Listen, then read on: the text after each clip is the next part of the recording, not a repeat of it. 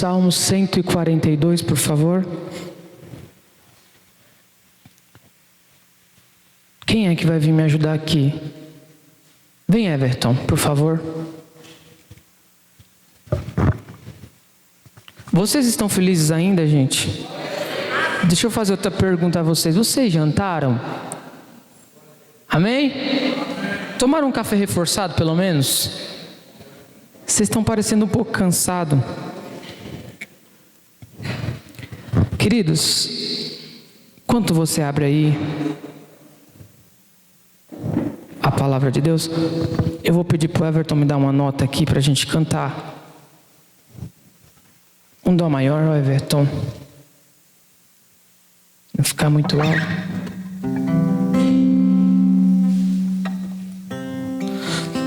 Sempre que eu leio a história de Cristo, eu fico a pensar com grande emoção.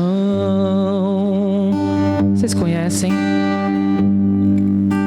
No privilégio que muitos tiveram,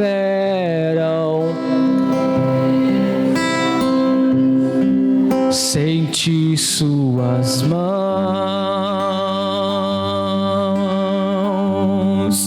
eu também.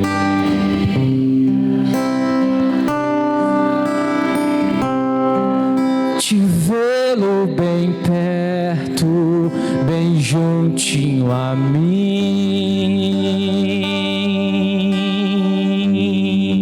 de olhar em seus olhos serenos e meigos, oh, como eu seria. Cante comigo. Queria saber seu rosto, embora eu sinta que era muito lindo, inspirava fé e também confiança, e dava a todos um gozo infindo. Ao ver as gravuras, os quadros pintados daquilo que dizem ser o meu Senhor,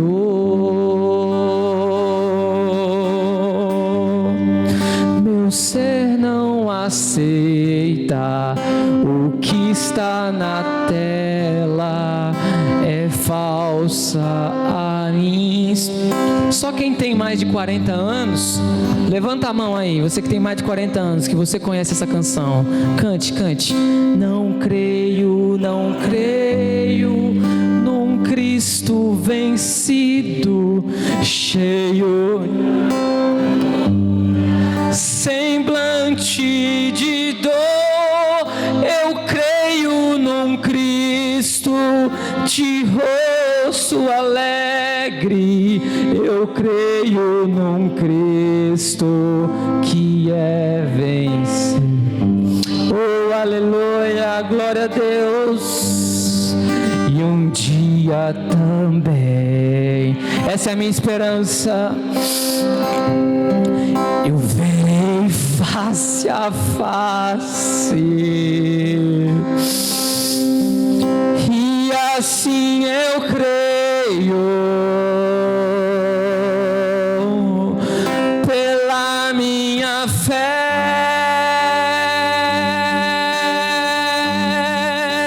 Oh, aleluia, verei o seu rosto,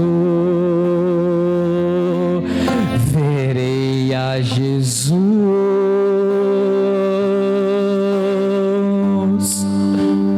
como Ele. Salmo 142, a partir do versículo número 1, diz assim a Escritura. O epígrafe do texto diz: Salmo didático de Davi, oração que fez quando estava na caverna. Ao Senhor ergo a minha voz e clamo, com a minha voz suplico ao Senhor. Derramo perante Ele a minha queixa, a sua presença exponho a minha tribulação. Quando dentro de mim se esmurece o espírito, conheces a minha vereda, no caminho em que ando me ocultaram uma armadilha. Olhe à minha direita e vê, pois não há quem me reconheça, nenhum lugar de refúgio, ninguém que por mim me interesse. A ti, Senhor, eu digo, tu és o meu refúgio, o meu quinhão na terra dos viventes.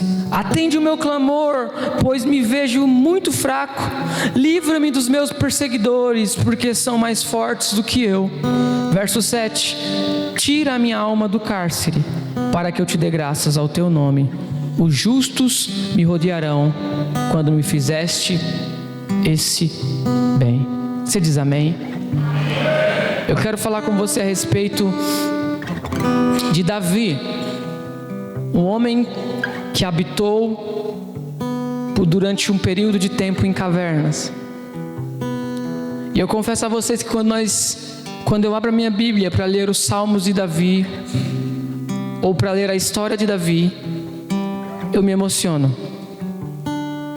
Se existe um personagem que mexe comigo, é o rei Davi. É o pastor de ovelhas que se tornou o rei. É o menino que o Senhor viu de trás dos currais das ovelhas e trouxe ele ao trono.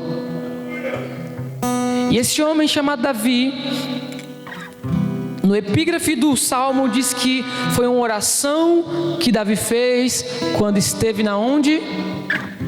Na caverna. A pergunta é, que caverna é essa?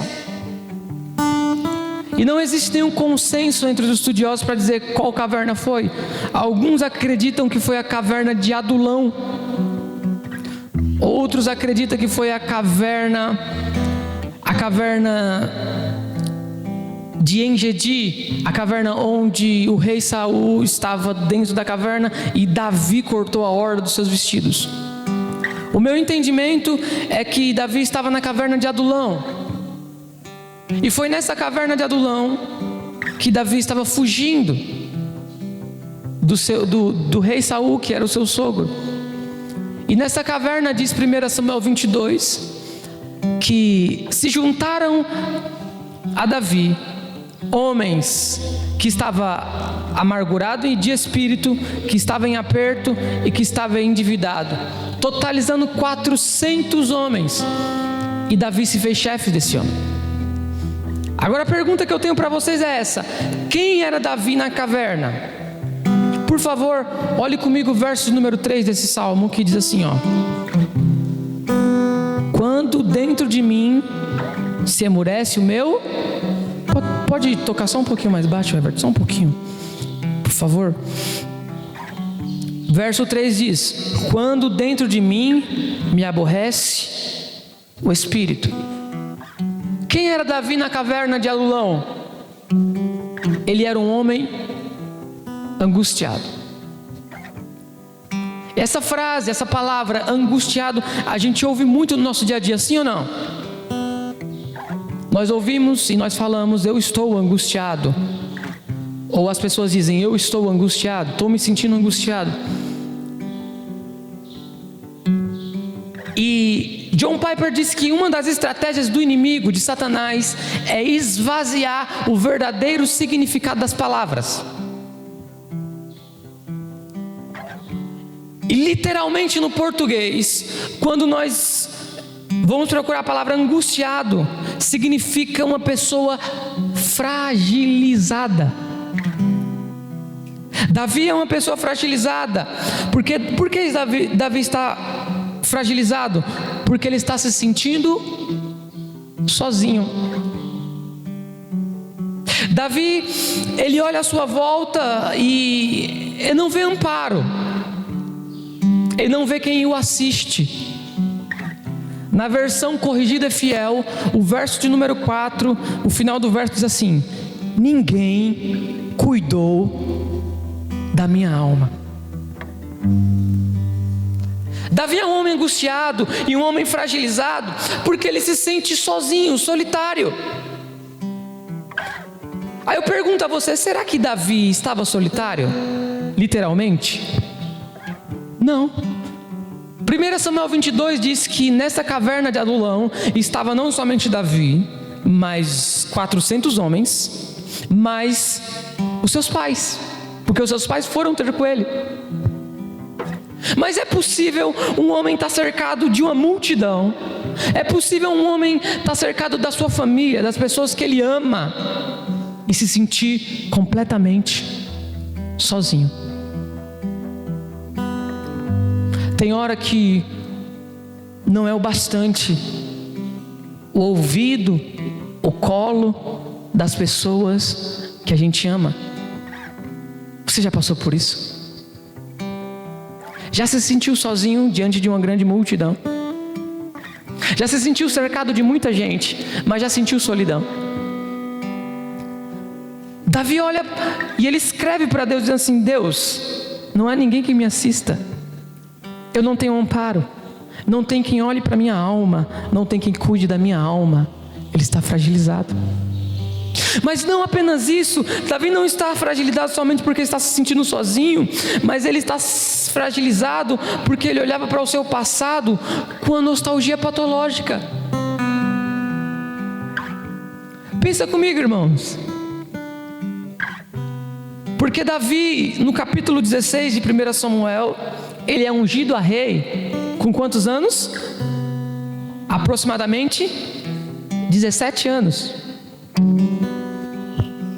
É incrível isso, porque o rei que estava reinando em Israel era quem? O rei Saul. E Deus vai falar com o profeta Samuel, dizendo o seguinte: até quando você terá dó de Saul, pena de Saul, tendo eu o rejeitado? Você já percebeu que às vezes nós queremos ser melhor do que Deus? O profeta Samuel, ele queria ser melhor do que Deus. Ele tinha pena, ele tinha dó de Saul, e Deus repreendeu ele dizendo assim: você vai ter dó de Saul até quando? Eu já o rejeitei, eu já dei chance suficiente para Saul se arrepender. Ele não se arrependeu. Vai na casa de Jessé, o belemita, porque dentre um dos seus filhos eu escolhi um para reinar. Aí a Bíblia diz que quando Samuel, o profeta, chegou na casa de Jessé, Samuel olhou para o mais velho e disse o quê? Certamente eu estou diante de um rei. E o que foi que Deus disse a Samuel? Samuel, Samuel, eu não vejo como você vê. Eu vejo o coração, e tu só vê a aparência. E de repente passa-se todos os filhos de Jessé, e Samuel ficou sem entender, porque acabou os filhos de Jessé e Deus não tinha escolhido nenhum rei para reinar. E de repente Samuel faz uma pergunta que no mínimo eu ficaria desconfiado. Ele falou assim: acabaram-se os mancebos? Acabaram-se os seus filhos? E Jessé disse: tem um que está apacentando as ovelhas no campo. Eu pergunto a você, como um pai pode se esquecer de um filho? No mínimo é esquisito, estranho. E aí Samuel fala assim: olha, ninguém vai sentar à mesa, ninguém vai comer banquete, ninguém vai festejar enquanto Davi não chegar. E vão chamar Davi, e Davi pastoreava poucas ovelhas, e alguém chega e fala assim: Davi, estão te chamando. E Davi fala assim: não acabou o meu expediente ainda. Davi, você não está entendendo. O profeta está na sua casa, o representante de Deus está na sua casa, e ele disse que ninguém senta, ninguém levanta um talher, ninguém toca na comida enquanto você não chegar. Aí a Bíblia diz que Davi vai do jeito que ele está, cheiro de ovelha, sujo. E a Bíblia diz que quando ele entra na casa dele, Deus fala no coração de Samuel: pode derramar o azeite, porque você está diante do rei de Israel. E Samuel obedeceu. E Flávio Joséfo diz que quando Samuel estava ungindo Davi, ele sussurrou uma frase no ouvido de Davi, dizendo: hoje eu te unjo rei sobre Israel.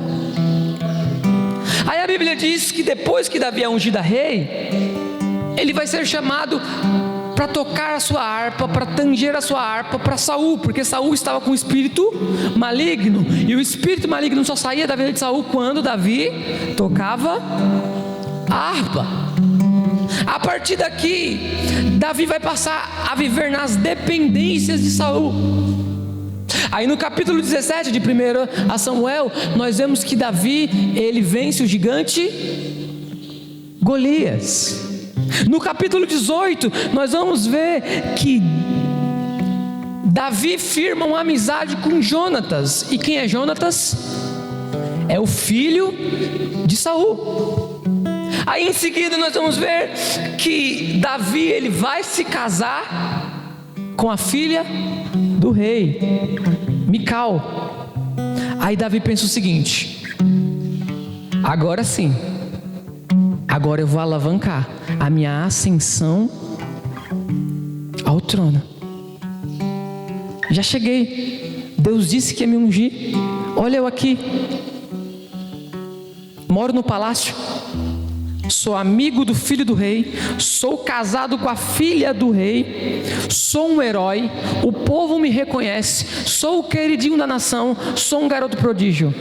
Já cheguei onde tinha que chegar. Aí de repente, o Deus que dirige a história, o Deus que não perde o controle, o Deus que sabe fazer, coloca no coração de Saul inveja. E Saul, o sogro, começa a perseguir o genro. É como se Deus tivesse levado Davi para o palco e de repente Deus tivesse fechado as cortinas. É como se Deus tivesse assim: ó Davi, vai parecer fácil, mas só parece. E a Bíblia diz que Davi foi levado para um deserto. Aí Davi fica fragilizado. E quem está fragilizado fica hipersensível. O que é uma pessoa hipersensível? Tudo dói. Já ficou assim? Você está tão fragilizado, você está tão angustiado, o seu espírito está angustiado que tudo dói. Aquilo que normalmente não doeria passa a doer. Palavras e atitudes e ações de pessoas que normalmente você relevaria começa a te magoar. E você fica muito sensível. E você começa a criar, sabe o que na sua cabeça? Teorias da conspiração. Você não pode passar do lado de duas irmãs, elas estão conversando e de repente você começa a dizer: estão falando de mim. Fulana de tal fez isso para me atingir. Você está fragilizado. Você está sensível. Você está angustiado. E Davi enfrentou o deserto. Precisou se esconder em cavernas. Mas deixa eu dizer algo para você e para mim e para a sua alegria. O deserto, ele não é acidente nas nossas vidas.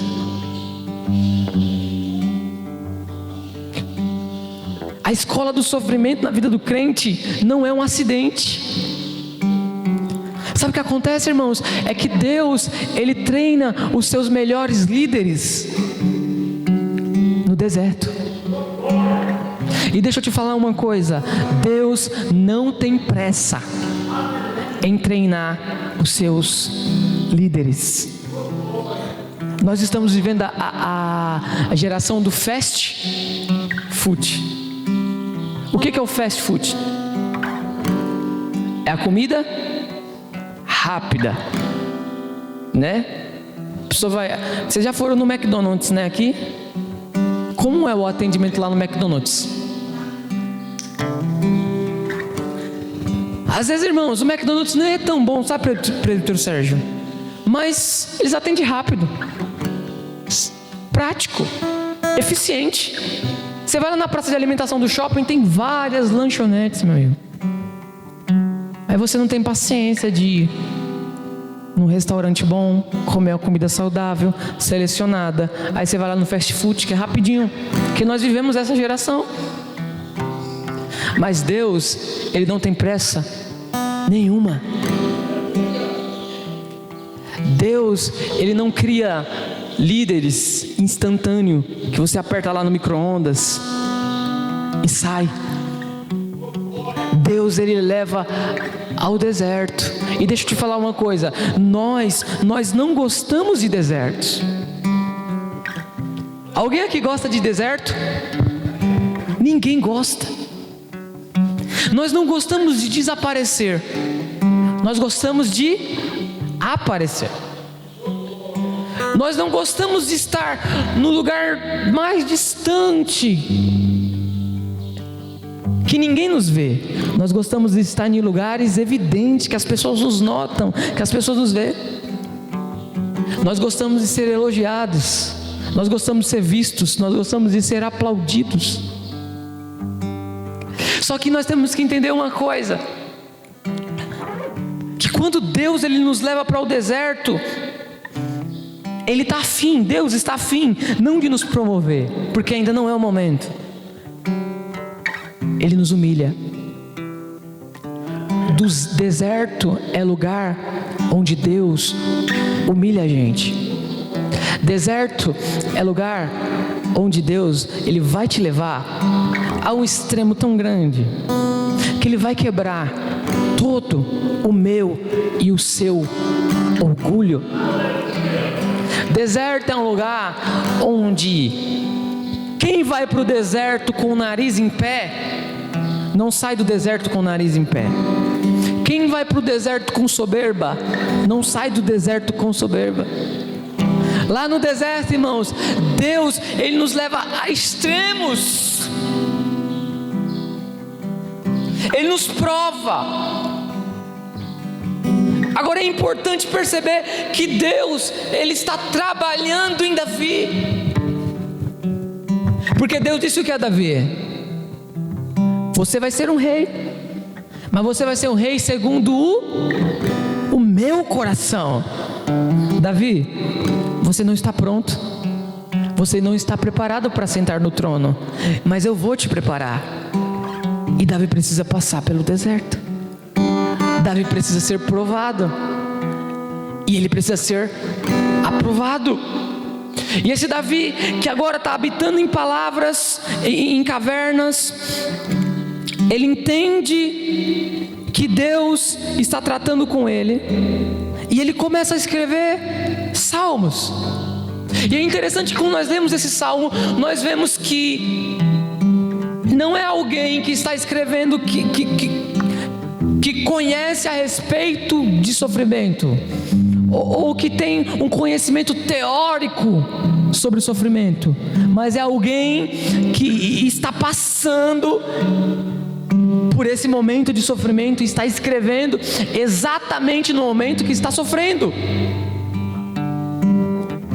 Existe um hino da harpa que é muito bonito, da harpa cristã, que eu não sei quem escreveu, não me recordo para dizer a vocês, mas ele diz assim, um versinho: que os mais belos hinos e poesias, eles são escritos em momentos de tribulação.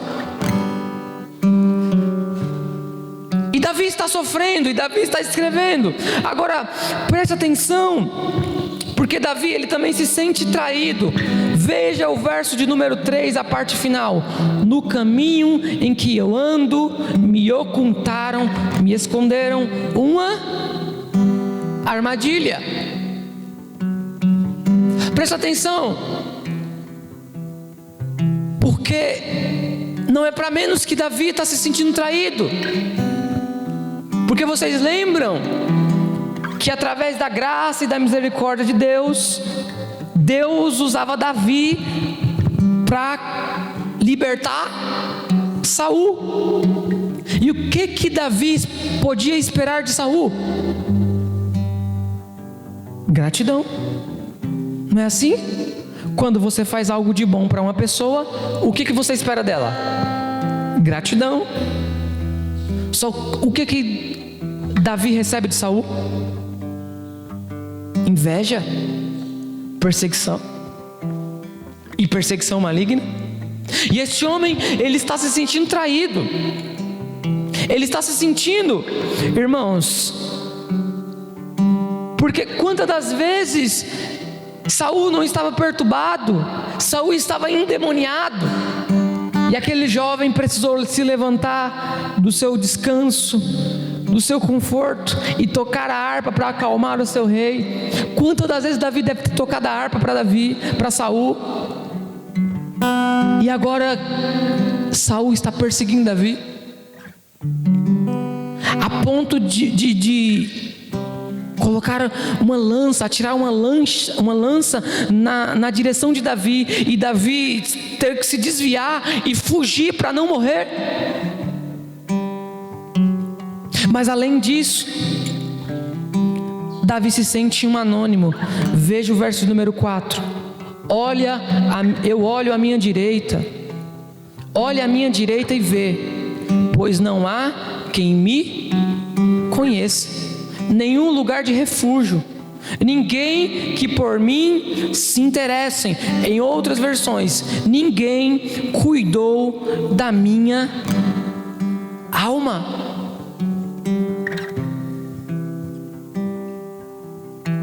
Davi perdeu muita coisa, gente.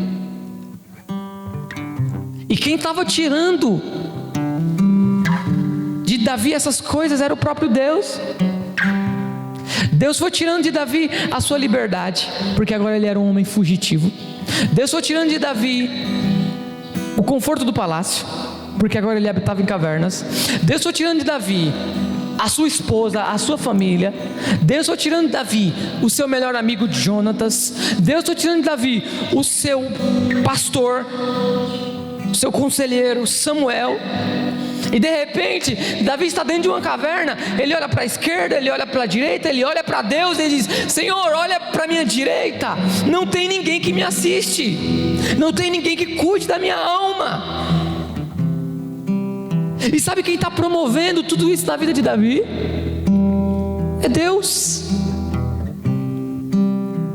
É Deus fechando as portas, é Deus tirando as pessoas. Você já viveu isso? A gente deposita às vezes a nossa fé nas pessoas, não é verdade? Às vezes a gente tem aquela amiga, aquele amigo de oração, aquela companheira, aquele companheiro, que você pode contar, que você diz assim: olha, quando eu passo uma luta, quando eu passo uma tribulação, eu pego meu telefone, eu ligo para fulano de tal, e ele me ajuda, e ele intercede por mim. Aí sabe o que Deus faz? Deus fala: tira. Porque o deserto não cabe duas pessoas, só cabe uma pessoa. O deserto, Deus trata com você e comigo é no particular, é no íntimo.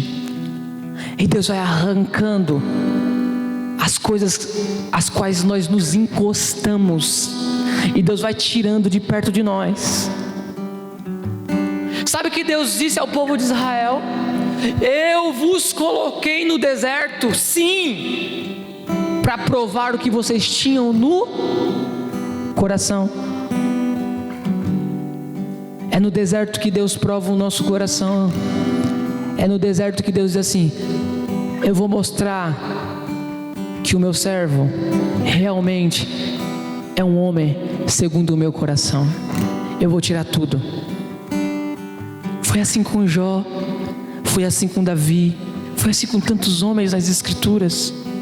Davi está se sentindo sozinho, no anonimato.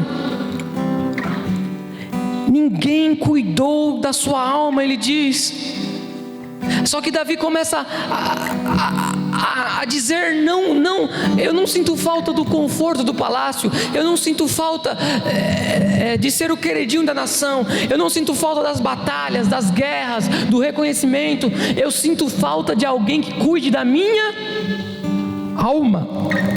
E deixa eu te fazer uma pergunta: quem é que cuida da tua alma? A primeira resposta que vem na sua mente é Deus. É óbvio que Deus cuida da sua alma, mas Deus usa pessoas para cuidar da sua alma. Hebreus 13:17 diz assim: obedecei aos vossos guias, aos vossos pastores, e sede submissos para com eles, pois eles cuidam da vossa alma, como quem deve prestar contas, para que se faça isso com alegria e não gemendo, porque isto não aproveita a vós outros. Valorize, irmãos, os seus pastores, os seus líderes, os seus guias espirituais. Sabe por quê? Porque eles cuidam da sua alma. Cuidar da alma é sinônimo para dizer cuidar da salvação. Hoje em dia nós temos, sabe muito o quê? Nós temos muita gente que cuida do ego, gente que fala o que você quer ouvir, gente que enche a sua bola. Essas pessoas não cuidam da sua alma. Agora, o verdadeiro pastor, ele consola quando é preciso consolar, ele anima quando é preciso animar, ele exorta e ele corrige quando precisa corrigir. Isso é cuidar da alma. É alguém que está ali, alguém que está lhe instruindo, que está lhe aconselhando. É alguém que está falando para você não apenas o que você quer ouvir, mas aquilo que você precisa ouvir. Valorize esse lugar, valorize a igreja que você congrega, que você frequenta, valorize os seus pastores, porque eles cuidam e velam pela sua alma, e isso faz toda a diferença no dia da provação. Mais do que isso, quem é Davi na caverna? Davi é um homem depressivo. Veja o verso de número 7: tira a minha alma do cárcere. Se eu fosse falar isso há uns 30 anos na igreja atrás, eu estaria excomungado, sim ou não? Se eu fosse falar isso na igreja antiga, talvez 40 anos, né? E dissesse assim: Davi é um homem depressivo. O pastor na hora mandava: tira o microfone dele, desce, herege. Eu pergunto a você: será que é possível um homem cheio do Espírito Santo ter depressão? Sim ou não? Vou fazer outra pergunta: um homem cheio do Espírito Santo tem miopia e precisa usar óculos? Um homem cheio do Espírito Santo também pode ficar depressivo? Pastor, o que é a depressão? É a prisão da alma. O que é a depressão, pastor? É uma tristeza profunda, é um pesar, é uma angústia, é um vazio, é uma falta de sentido na vida. Olha o grito de socorro de Davi: tira a minha alma do cárcere. É alguém que está sofrendo, irmãos, e está sofrendo muito. Vocês sabiam que a depressão, eu não quero entrar nesse assunto porque a gente vai tirar um dia só para falar sobre depressão, mas vocês sabiam que a depressão é a maior causa dos suicídios? Você sabia que para cada 10 suicídios a mídia só pode divulgar um? Você sabia que 10% da população mundial é vítima de depressão?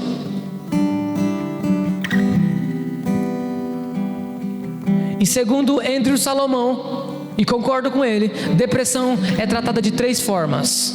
Primeiro, com terapia.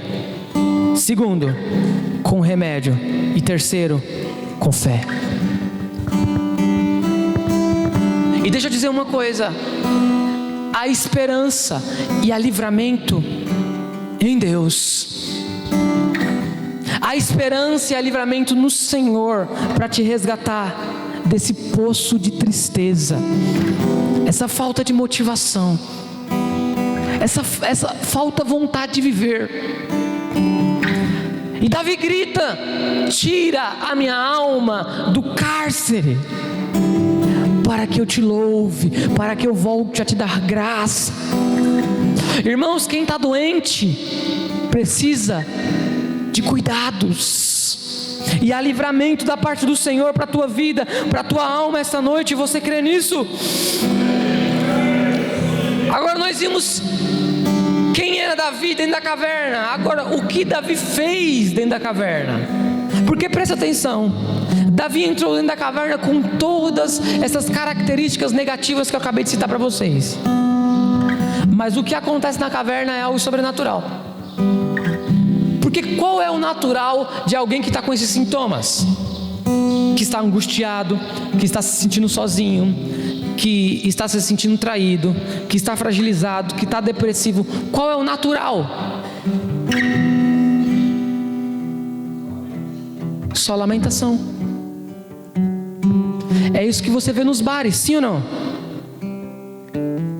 Vamos sofrer junto, vamos afogar nossas mágoas. Eu não dou jeito para essas coisas, então eu vou pro bar. Eu não dou jeito para essas coisas, então eu me entrego à prostituição. Eu não dou jeito para essas coisas, então eu me jogo na promiscuidade, nas drogas. Só que o que acontece com Davi dentro da caverna é sobrenatural. Sabe por quê?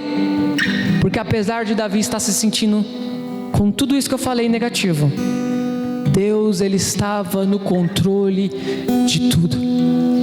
O que diz Romanos 8:28?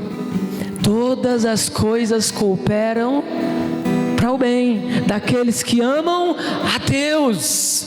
Não importa se as coisas são boas, se as coisas são ruins, coopera para o bem. Deus está no controle. Aí, em vez de Davi ele se enfiar num estágio mais profundo de depressão, a Bíblia diz não. Davi se torna chefe de 400 homens. Isso é natural? Qual é o primeiro sintoma para quem está depressivo? Dá um Google depois lá na tua casa, vai aparecer: ficar sozinho. É o primeiro sintoma. A primeira coisa que acontece com alguém que está depressivo, ele não quer ver pessoas. Aí sabe o que Deus faz com Davi? Manda 400 homens. Davi está um belo dia na porta da caverna, sofrendo, angustiado, triste, e de repente 400 homens na porta. Melhor que Davi? Tão pior quanto ele. Endividados, amargurados, tristes, gente marginalizada da sociedade. Aí Deus diz assim: Davi, estou te preparando. Toma os valentes. Valentes não, toma esses homens e transforma nos valentes. Transforma no teu exército, Davi. Seja líder. Aprenda a lidar com as dificuldades, com as angústias. Deus está trabalhando em Davi. Deus está moldando aquele homem e preparando aquele homem para o reinado, para sentar no trono. E o que aconteceu na caverna de Adulão? Salmo 142, verso 1. Ao Senhor, presta atenção, Davi começou a orar: ao Senhor ergo a voz, a minha voz, e clamo com a minha voz, eu suplico ao Senhor. Irmãos, quando todas as portas da terra se fechou, Davi olhou para o céu e ergueu a sua voz e clamou ao Senhor. Ele fez o que o salmista disse no Salmo 121: eu ergo os meus olhos para os montes e é de lá que vem o meu socorro. Não é dos homens, é de Deus. Sabe o que Deus faz com a gente no deserto? Ele nos ensina que a dependência só provém dEle. Você não depende do seu esposo, da sua esposa, do seu filho, do seu amigo, da previdência, da aposentadoria, do emprego. Você depende de Deus, somente dEle. Só que Davi, ele vai clamar ao Senhor e vai expor o seu sofrimento. E eu pergunto a você, será que Deus não sabe o sofrimento do coração de Davi, sim ou não? Sim ou não? E por que Davi fala? Deus é onisciente, Ele sabe de todas as coisas, com certeza. E por que eu preciso falar? Porque quando você fala, não é para que Deus saiba, é para que você mesmo saiba a sua situação. Deus quer, irmãos, que quando a gente vier aqui para expor a nossa dor diante dEle, a gente abra a nossa boca e fale. Ele sabe, pastor, Ele sabe, mas você precisa saber. Eu pergunto a você, às vezes você sabe identificar o seu próprio sentimento? Às vezes é difícil. Você olha para dentro de si e você não sabe o que você está sentindo. Se é raiva, se é ira, você não sabe. Então Deus quer que você fale. E no homem existe uma necessidade de falar. Então quando você estiver em tribulação, em luta, você vem aqui à igreja, você dobra o seu joelho na sua casa, no seu quarto, nos seus momentos, e você abre a sua boca e coloca diante dele a sua queixa, a sua lamentação, as suas dores. Agora veja o verso número 2: derramo perante ele a minha e exponho, e a sua presença exponho a minha tribulação. Então Davi não é apenas alguém que expõe, alguém que fala. Davi é alguém que se derrama. Davi é alguém que chora. Davi é alguém que se rende. Davi é alguém que, quando dobra o joelho para orar, ele não fica argumentando com Deus, ele não fica tentando dar motivos, ele não tem argumentação, ele se derrama, ele expõe a sua dor, ele chora, ele abre o coração, ele não fica se justificando, mas ele pede misericórdia, ele rasga o seu coração e não as suas vestes. Ele se derrama na presença do Senhor. Agora preste atenção, porque eu estou finalizando. Verso de número 3: quando dentro de mim me esmurece o espírito, conheces a minha vereda. Quando a gente lê esse texto, fica complicado de entender, não? Quando dentro de mim se esmurece o espírito, conheces a minha. O que dá a entender aqui quando você lê a primeira vez esse texto? O que você entende? Que quando eu estou sofrendo, então Deus conhece o meu caminho. Então Deus me conhece. Mas será que é isso que o texto está tentando nos dizer? Porque essa expressão, conheces a minha vereda, nos traz a ideia de um conhecimento por experiência própria. Não é que Deus, Ele passou a conhecer a tua vereda, o teu caminho, no dia que você começou a sofrer. É que Deus, Ele te conhece ainda quando você era uma substância em formação no ventre. A Bíblia diz que Deus é o Deus Emanuel. O que significa Emanuel? Deus, sabe o que significa isso na prática? Vinícius, Deus é um Deus que está com você, que está em você, que chora contigo, que geme contigo, que sente a aflição com você. Ele não é um Deus distante, Ele é o Deus Emanuel. O que mexe com você, mexe com Deus também.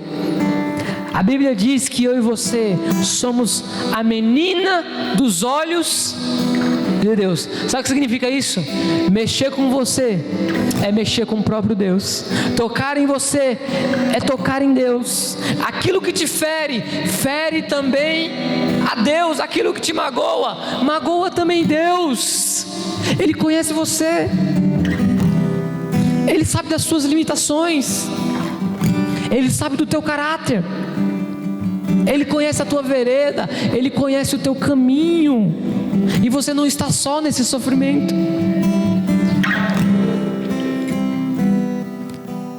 Eu quero concluir dizendo o seguinte: quantos aqui estão sofrendo e aflitos? Eu quero que você se coloque de pé. Se coloque de pé, por gentileza.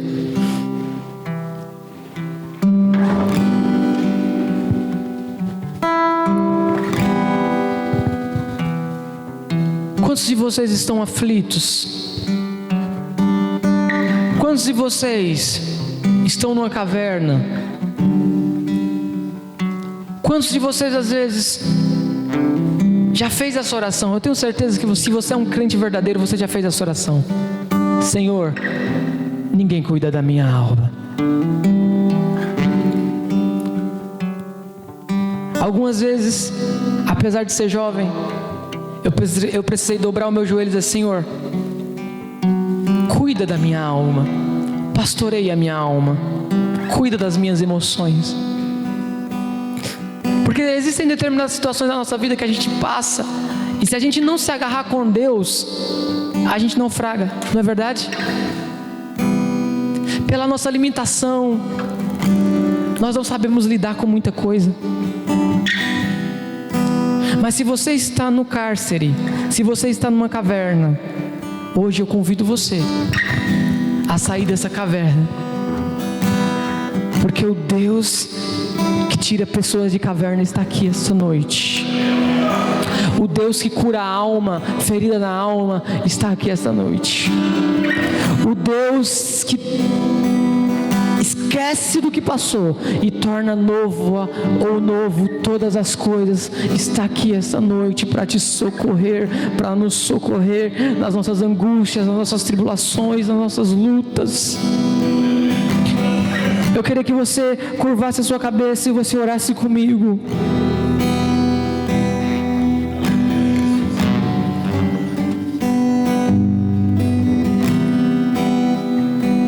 Nós vamos orar aqui pela filha da mãe do irmão Jeremias, pela irmã do Jeremias, que ela está enferma. Chegou um bilhete aqui e nós vamos orar por ela, viu, minha irmã? Viu? Nós vamos interceder pela vida dela. E eu peço, por favor, que você coloque nessa oração a sua casa, a sua família, os seus filhos. Talvez você está aqui, está faltando alguém aqui, que ficou em casa. Coloque nessa oração essa pessoa, coloque a sua casa, se coloque como intercedor da sua casa agora. Senhor Jesus, eu te apresento, Senhor, cada um que está aqui esta noite. Senhor, nas suas angústias, nas nossas tribulações, nas nossas lutas, nas nossas necessidades. Oh Deus, nós clamamos a Ti como Davi clamou. Nós erguemos a nossa voz ao Senhor. Nós suplicamos, Senhor. Nós derramamos, nós expomos a nossa dor, o nosso sofrimento diante de Ti. E nós colocamos, Senhor, a nossa petição e dizemos: tira a nossa alma do cárcere, para que nós voltemos a Te louvar, para que a nossa alma volte ao sossego. Senhor, pelas famílias, Senhor, pelos filhos, pelos pais, nós clamamos a Ti, ó Deus. Tu és o Deus que cura a alma, Tu és o Deus que vai, a Tua palavra vai na divisão da alma e do espírito, e quando o Senhor faz, é completo, é absoluto, é pleno. Senhor, te apresento também, Senhor, a irmã do nosso irmão Jeremias, que está enferma, que não pôde estar essa noite conosco.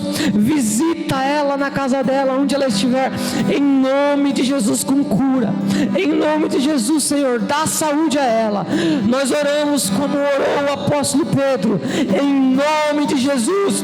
O Senhor dá saúde a ela hoje, nesta noite, Senhor, para a glória e honra do Teu nome.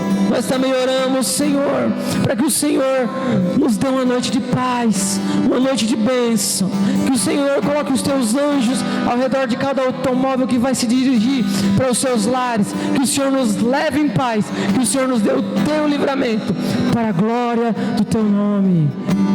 O grande amor de Deus, o Pai, a graça do nosso Senhor Jesus Cristo, o Filho, a comunhão e a consolação do Espírito Santo de Deus, sejam com todos, e todos digam: está terminado, em nome do Senhor Jesus.